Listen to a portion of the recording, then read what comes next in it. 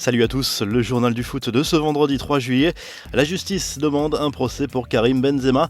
Le parquet de Versailles a requis un procès pour complicité de tentative de chantage à l'encontre de l'attaquant du Real Madrid dans le cadre de l'affaire du chantage à la sextape concernant Mathieu Valbuena. La justice soupçonne Benzema d'avoir incité son ex-coéquipier en bleu à payer les personnes qui menaçaient de dévoiler une vidéo intime concernant l'ancien Marseillais. Un procès a également été demandé pour 4 autres personnes gravitant dans le milieu du football. Un non-lieu a en revanche été requis pour Djibril Cissé, qui avait lui aussi été mis en examen pour complicité. C'est le sujet qui enflamme la presse catalane en cette fin de semaine, à en croire les informations de la Cadena Ser. Radio espagnole souvent bien informée, Lionel Messi aurait décidé de geler les négociations avec le Barça concernant sa prolongation de contrat. La star du club blaugrana songerait à disputer une dernière saison en Catalogne sans prolonger afin de partir libre en 2021. La Cadena Ser explique que l'Argentin serait lassé des difficultés sportives de son club et des tensions autour de la direction. S'agit-il d'une réelle volonté du joueur ou d'une simple stratégie pour mettre la pression sur le Barça et obtenir un dernier contrat en or avec une hausse de salaire? Le Mundo Deportivo a contacté le club qui dit ne pas être au courant d'une telle décision de la part du sextuple Ballon d'Or. Les infos et rumeurs du mercato, cette fois c'est officiel. Le transfert tant attendu de Leroy Sané vers le Bayern Munich a été officialisé par les deux clubs. L'international allemand était courtisé par le club bavarois depuis plus d'un an. Sané quitte la Première Ligue après 4 saisons passées à Manchester City. Autre transfert important, celui d'Achraf Hakimi vers l'Inter Milan. Le club italien a officialisé l'arrivée du latéral droit marocain en provenance du Real Madrid. Un contrat de 5 ans. Le joueur a explosé ces 2 dernières saisons lors d'un prêt au Borussia Dortmund. Au rayon des rumeurs cette fois, le départ se précise pour Zlatan Ibrahimovic du côté de l'AC Milan. Le Suédois ne devrait pas rempiler au-delà de cette saison avec les Rossoneri. À 38 ans, il pourrait terminer sa carrière au sein du club suédois d'Hammarby dont il est le copropriétaire. Les Girondins de Bordeaux vont devoir se trouver un nouveau coach. Le club a réagi par un bref communiqué au désir de l'entraîneur Paulo Sousa de quitter son poste. Les Girondins prennent acte de cette décision qui n'est pas vraiment une surprise. Le club bordelais est en effet dans le flou total concernant son avenir.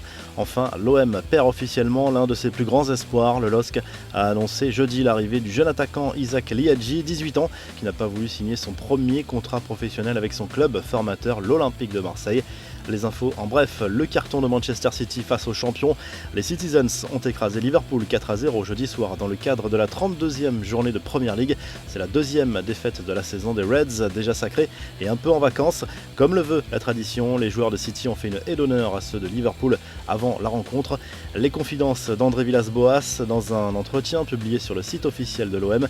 Le coach portugais est revenu sur la très belle saison qui s'est achevée par une qualification pour la Ligue des Champions. L'objectif pour la saison à venir est clair, poursuivre sur cette dynamique. Villas-Boas visera à nouveau une qualification en C1. Il a également évoqué les raisons qui l'avaient poussé à rester, l'amour de ses joueurs et du public marseillais. Mauro Icardi, lui, s'est confié au journal Le Parisien. L'attaquant du PSG évoque la bonne ambiance au sein du vestiaire. Il dément cependant la rumeur d'un pacte entre joueurs pour la Ligue des Champions. Il n'y a pas de pacte, mais c'est l'objectif du club et de tous les joueurs. Il n'y a pas de pacte à élaborer. Il se crée tout seul à lâcher le buteur argentin.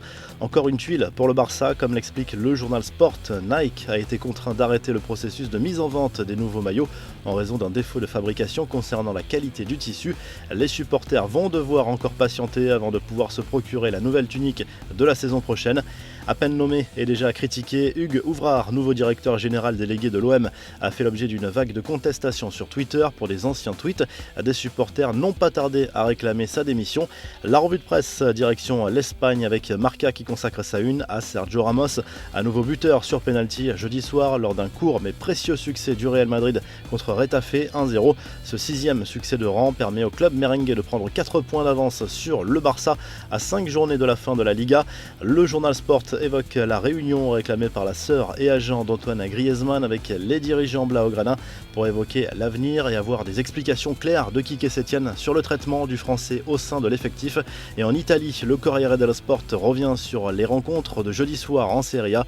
L'Atalanta Bergame enchaîne un nouveau succès et fait tomber le Napoli 2-0 sur son terrain. La qualification pour la prochaine Ligue des Champions est quasiment assurée car dans le même temps, la Roma a touché le fond sur son terrain. Défaite 2-0 des Giallorossi sur leur terrain contre l'Udinese. Vous retrouvez l'actu foot sur topmercato.com, l'appli Top Mercato et à très vite pour un nouveau journal du foot.